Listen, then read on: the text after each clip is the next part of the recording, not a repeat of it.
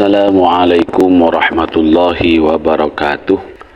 Alhamdulillahilladzi tafarrada bil izzi wal jalal wa tawahhada bil kibriya'i wal kamal. Ahmaduhu ala kulli halin hamdan yuqabilu ni'amahu wa yudafi'u niqamahu wa yusawi ziyadata ni'amihi fil hali wal ma'al.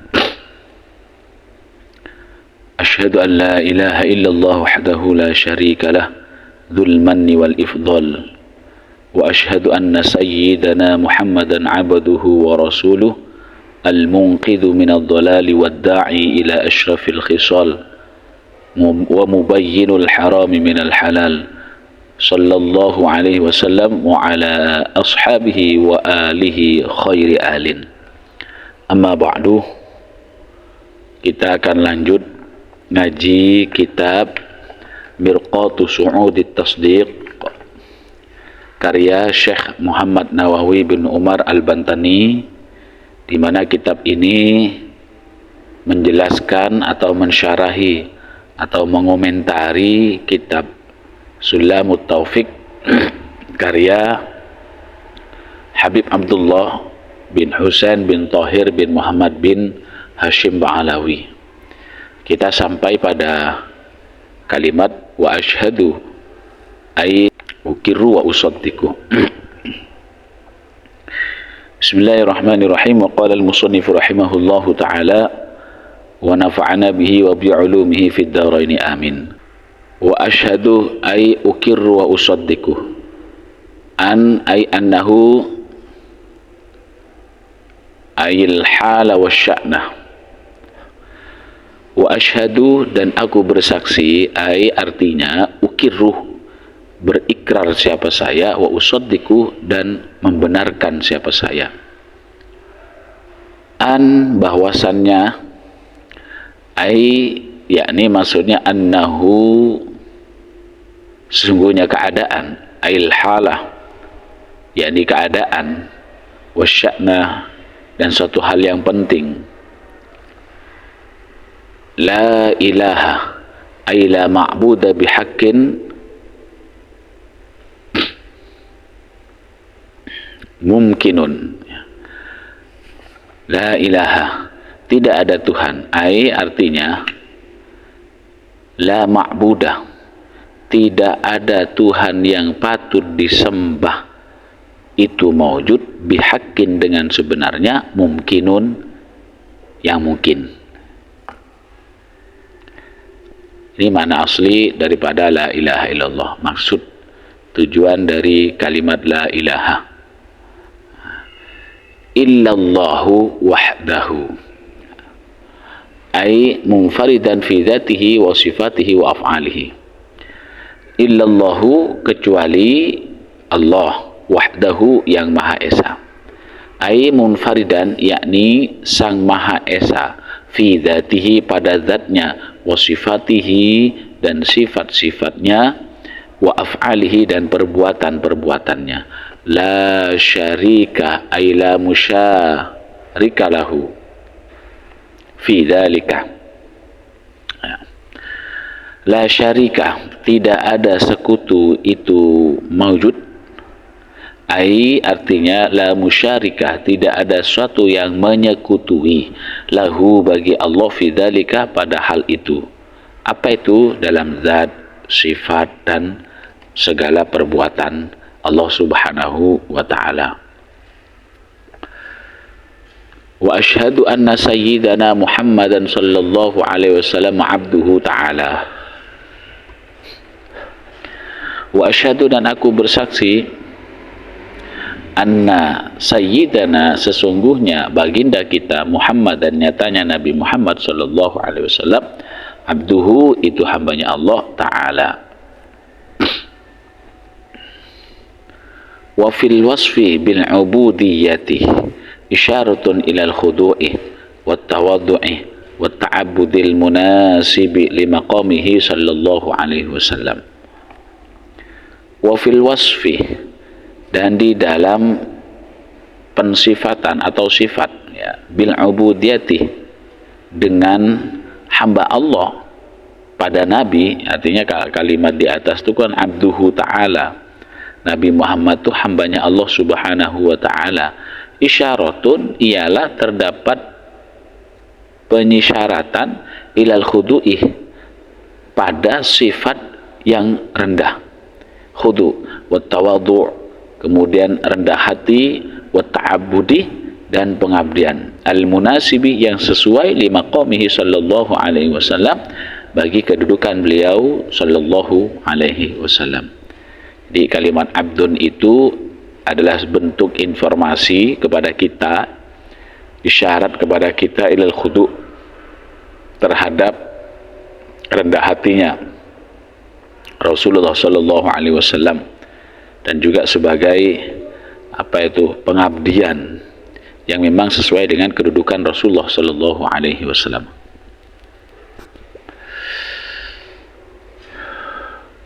Wahia asyrafu sifatil insani walau hurran.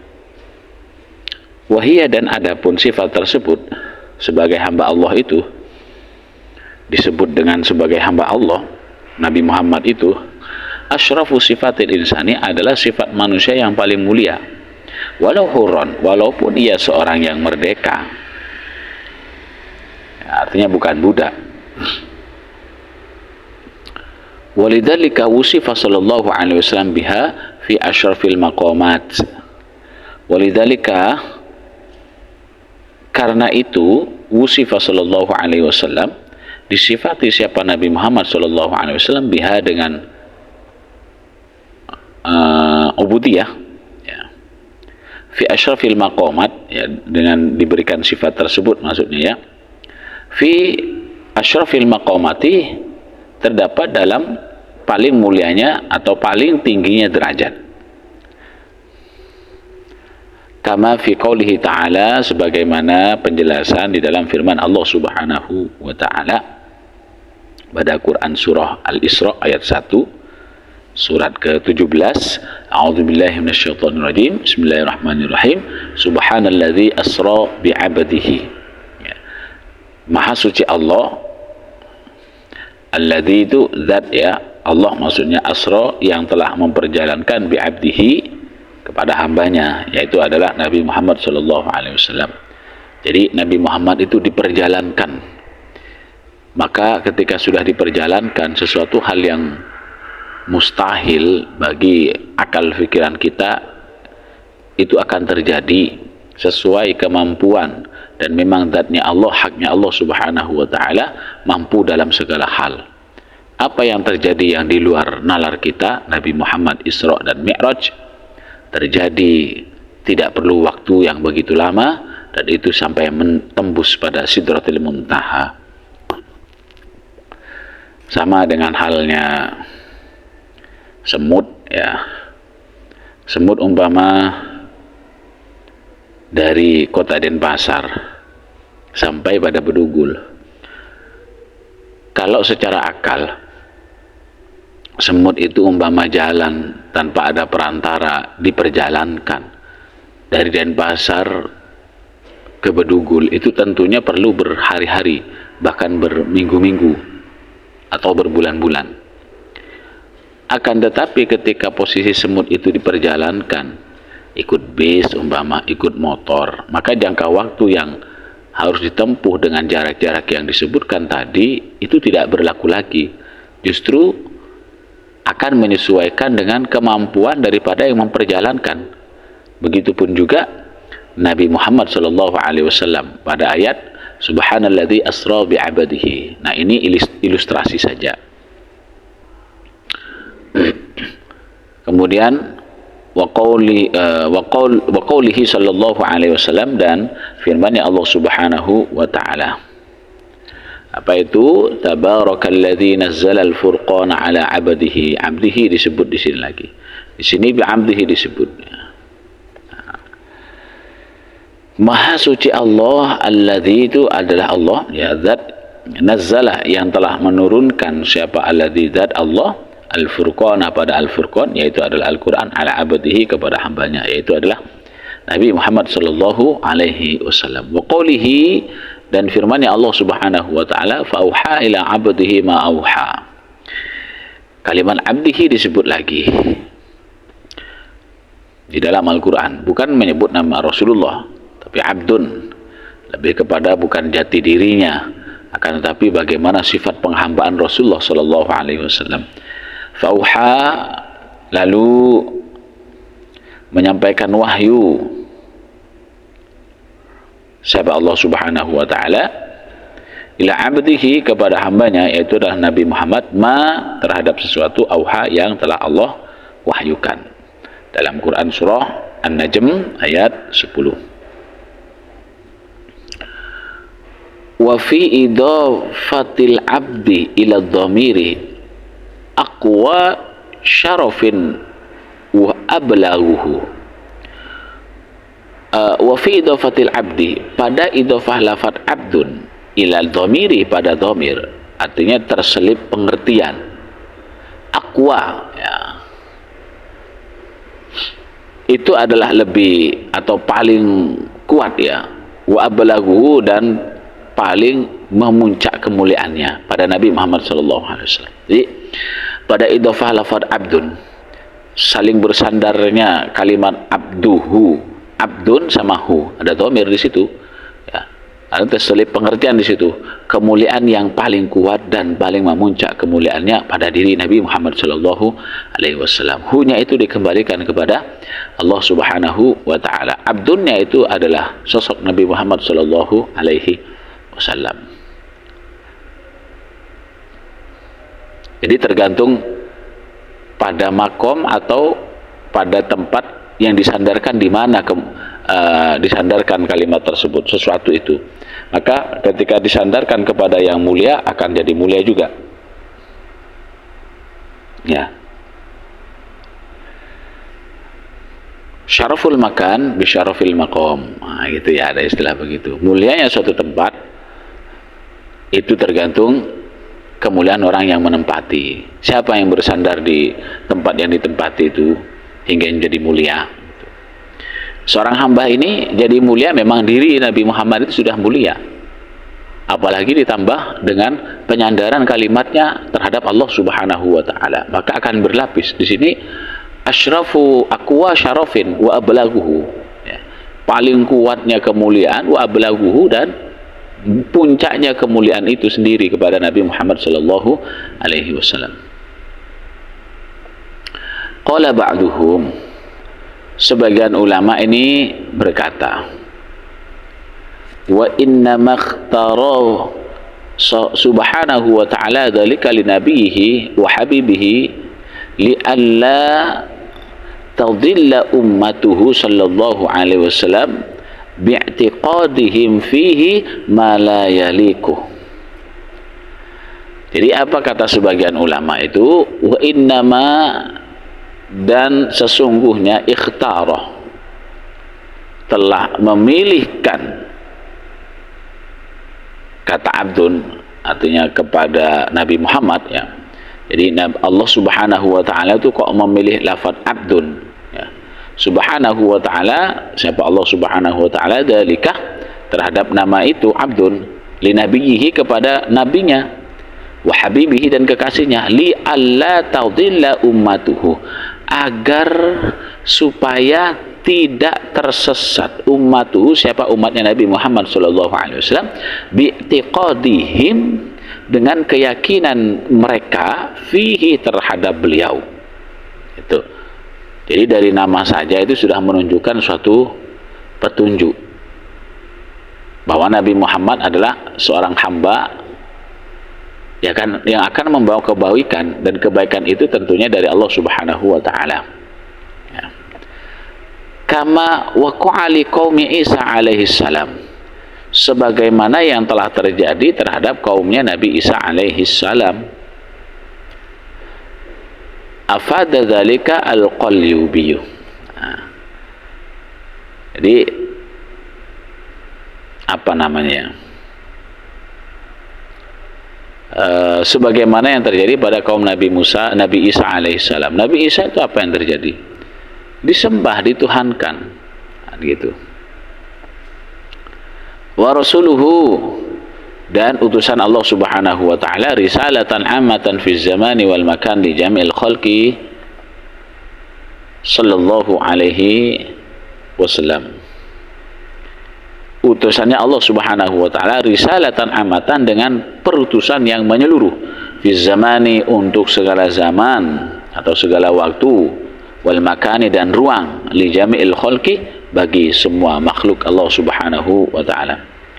Jadi wa rasuluhu sallallahu alaihi wasallam wa ala alihi, dan mudah-mudahan juga terhadap keluarga Nabi Muhammad sallallahu alaihi wasallam.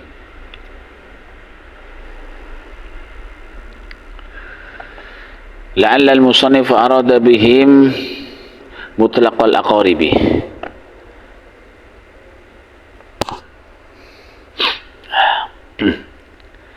La'alla al-musannifu, kemungkinan besar yang dimaksud pengarang, artinya Sayyid Abdullah bin Husain, bihim, dengan keluarga Nabi, mutlaqul aqarib, adalah para kerabat Nabi secara mutlak, artinya berpengertian umum, ya.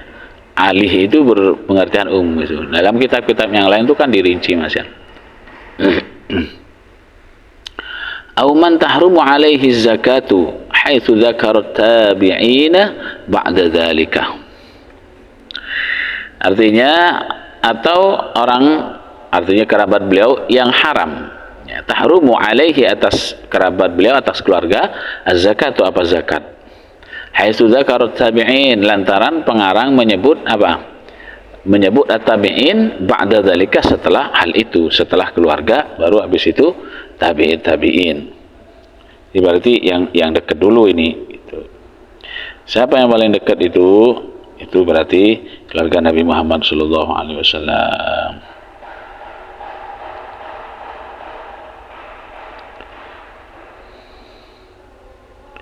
Baik, berikutnya wa sahbihi, dan para sahabat beliau, artinya mudah-mudahan salawat dan juga rahmat senantiasa kepada sahabat Nabi Muhammad sallallahu alaihi wasallam, bi fathis shadi wa sah, ya, wa yajuzu kasruha, dan boleh dibaca wasih bihi, begitu artinya. Wasuhabiyu, ini sekarang tentang sahabat. Wasuhabiyu, para sahabat adalah kullu muslimin, adalah setiap orang muslim, laqiyan Nabi sallallahu alaihi wasallam walau lahdatan, yang pernah bertemu. Siapa orang muslim? An-Nabiya, kepada Nabi Muhammad, walau lahdatan, walaupun sekejap, pernah ketemu, pernah bermajlis, ya, itu dikatakan sahabat. Wattabi'ina, dan juga mudah-mudahan kepada para pengikutnya. Mana? Muttabi'ina, ini tafsirannya di sini. Ailahum, artinya yakni mereka yang mengikuti, walau fil imani faqad, walaupun mereka yang mengikuti kepada para sahabat Nabi, ya. At-tabi'in ini ngikutin pada para sahabat Nabi. Tabi, ya. Walau fi imani faqad, walaupun hanya ikut dalam keimanan saja, mereka kan tidak bertemu itu. Fadakhala usatul mu'minina. Maka ketika memang tabi'in ini tetap dimintakan rahmat dan juga keselamatan, karena apa? Tabi mengikuti para sahabat dalam segi iman, meskipun mereka tidak bertemu Rasulullah, maka akan termasuk di sini juga usatul mukminina, adalah mukmin yang bermaksiat. Dapat doa juga gitu.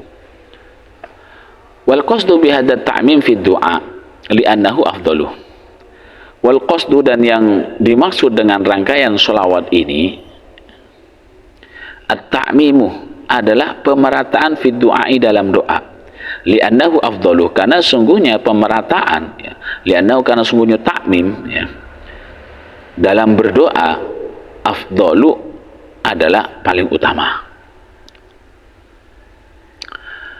Ruwiya annahu, diriwayatkan bahwa Nabi Muhammad SAW pernah daraba mankiba man qala ighfirli warhamni, bahwa Nabi Muhammad SAW ini pernah menepuk seorang yang berdoa, ampunilah aku dan kasihanilah aku. Jadi ditepuk sama Nabi Muhammad. Tsumma qala lahu, kemudian Nabi Muhammad SAW itu menyampaikan, apa kata beliau? Ammim fi du'aika, ratakanlah dalam doamu. Fa inna baina du'ail khasi wal ammi kama baina samai wal ardi. Karena apa? Karena sesungguhnya antara doa yang khusus dan doa yang umum, artinya terdapat selisih derajat, kama baina samai wal ardi, sebagaimana selisih derajat antara langit dan bumi. Jadi kalau jadi seorang imam, kalau kita mau berdoa, amim, ya, diumumkan, bukan diumumkan pengumuman itu, bukan, tapi diratakan. Allahumma ighfir lana dzunubana, jangan Allahumma ighfirli dzunubi. Jaraknya jauh sekali, ya, hasilnya sedikit. Tapi kalau pakai kami, maka itu akan merata semuanya, ibarat langit semua seluruhnya kena sampai sak bumi-buminya. Itu makanya ada beberapa imam-imam yang berdoa cuma untuk dirinya sendiri, itu pelit dia. Gitu. Baik. Amma ba'du, fahada juz'un latifun yassarahu Allah Ta'ala fima yajibu ta'allumuhu wa ta'limahu. Kita sampai sini dulu. Kita bahas amma ba'du. Ya. Amma ba'du itu apa sih sebenarnya? Amma ba'du, artinya amma ba'dal basmalati walhamdulillati wasyahadati wassalati wassalam. Ini maksudnya. Artinya amma ba'du ini adapun setelah membaca basmalah, hamdalah, alhamdulillahi rabbil alamin, tadi diawali dengan bismillah, wasyahada, ada tasyahud tadi, kemudian wassalati wassalam, ada solawat, ada salam. Amma ba'du, begitu. Fahada, maka ini al-matnul hadiru fid dhihni juz'un latifun. Al-matlu adalah sebuah materi pokok, matan. Al-hadiru yang ada fid dhihni, di dalam hati, dalam pengarangnya maksudnya. Juz'un adalah bagian, latifun yang mungil, kecil. Ai shaghirun dhorifun, yakni yang sangat kecil tapi bagus, lagi bagus gitu. Jadi kitab kitab Sulamut Taufik ini kecil tapi bagus isinya. Itu. Ngambil pokoknya saja kitab ini, luar biasa. Yassarahu, mudah-mudahan memudahkan, ai sahalahu, mudah-mudahan memudahkan hu pada kitab, ya.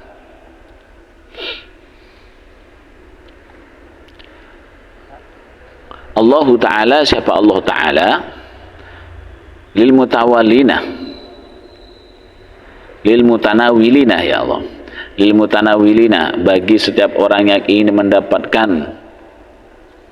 bifahmi ma fihi, dalam memahami isinya, wal amali bimuqtadahu, dan juga mengamalkan tuntunannya.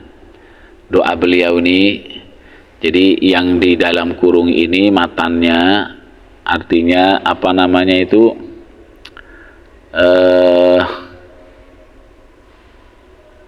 redaksi aslinya, ya, materi pokoknya dari kitab Sulamut Taufik. Kemudian beliau menyelipkan kalimat mudah-mudahan Allah memudahkan dalam kitab ini. Mudah dalam apa? Lil mutanawilina, bagi orang-orang yang ingin mendapatkan bifahmi ma fihi, terhadap sesuatu, penjelasan-penjelasan yang terdalam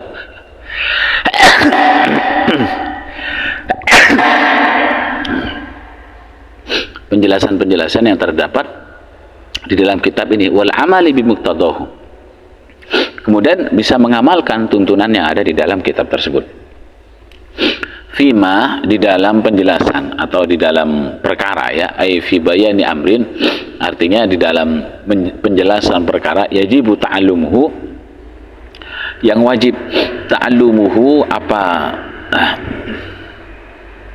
mempelajarinya,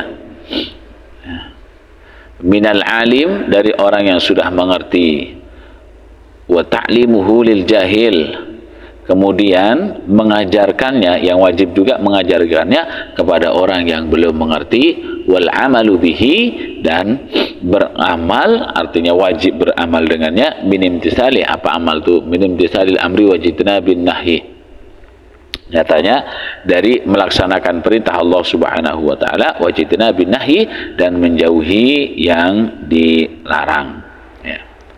Lil khasi wal ami, bagi orang yang istimewa, wal ami, dan orang awam, ai lil alimi wal jahil, jadi bagi siapa saja, baik bagi orang yang alim ataupun orang yang bodoh. Jadi harus disampaikan semuanya. Tahapannya ketika kita ingin mencari ilmu, ya ini yang pertama, betul-betul harus belajar, wajib belajar. Setelah belajar itu baru diajarkan.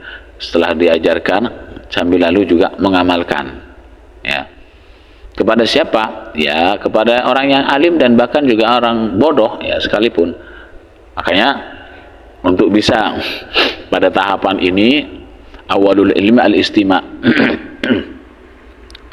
Awal mula seseorang itu bisa mendapatkan ilmu, yang pertama itu adalah al-istima', mendengarkan. Sumal fahmu, pahami isi dari kitab ini, gitu. Ilmu apapun itu, dengarkan dengan baik, meskipun ilmu itu mungkin berkali-kali. Makanya di dalam kitab yang lain dijelaskan, man lam yakun ta'zimuhu ba'da alfi marrah ka ta'zimihi fi awwali marrah laisa bi ahlil ilmi. Barang siapa yang takdimnya tidak sama dengan takdimnya ketika dia pertama kali mendengarkan ilmu, setelah berkali-kali mendengarkan ilmu, laisa bi ahli ilmi, maka dia bukan termasuk ahli ilmu. Maka ya al-istima' ini sangat penting. Sumal fahmu, kemudian dipahami. Siapa tahu setelah mendengarkan berkali-kali muncullah pemahaman itu, cahaya dari Allah Subhanahu wa taala. Sumal amalu, kemudian diamalkan. Pertama mendengarkan, al-istima', summal fahmu, dipahami, summal amalu, kemudian diamalkan, summal hifdhu, kemudian dijaga, ya, sambil lalu diamalkan, sambil lalu dijaga secara lisan, juga bisa menyampaikan, secara pengamalan juga bisa diperlihatkan kepada orang lain. Summan nashruh, kemudian disebarkan. Itu urutannya. Baik, itu saja dulu. InsyaAllah kita akan lanjut di pertemuan berikutnya. Mudah-mudahan bermanfaat, dan mudah-mudahan siapapun yang menyimak bisa mendukung channel ini sehingga bisa lebih berkembang lagi. Demikian, hadanallahu wa iyyakum ajma'in. Wassalamualaikum warahmatullahi wabarakatuh.